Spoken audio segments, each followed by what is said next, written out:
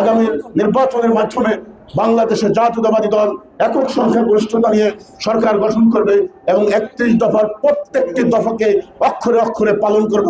আমরা রাজপথে থেকে আন্দোলন করেছি, তাই বাংলাদেশ জাতীয়তাবাদী দলকে নিয়ে কটূক্তি করবেন না।